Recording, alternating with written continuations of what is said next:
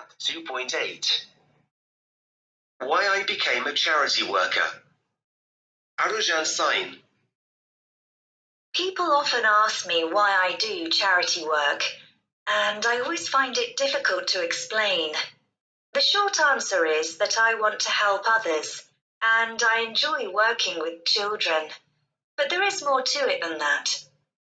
I remember my grandmother and grandfather telling me stories about the war, stories about death, danger, and human suffering, but also stories about kindness and compassion. My grandparents were both very young at the time, and they only survived the hard times after the war because of the generosity of strangers.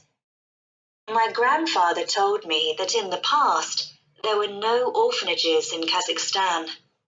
This was not because people didn't care, but simply because there was no need for orphanages. If for any reason children were left without parents, there were always kind people who would adopt them and become their new family. These stories inspired me to try and make a difference in the world, but I wasn't sure how to go about it. I hadn't really considered starting a charity until I became a TV presenter, and I started communicating on a forum with people who wanted to help others. We founded a charity project, and one of the charity events was at a local children's hospital, where I met families from different parts of Kazakhstan. The sick children often needed blood transfusions, and the families were struggling to find people who could donate blood. Imagine being in a situation like that. You're in a city where you don't know anyone, trying to convince complete strangers to help you.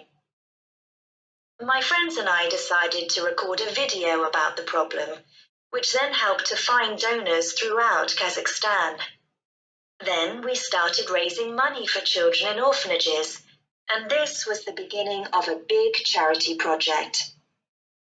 Our organization has changed my life completely.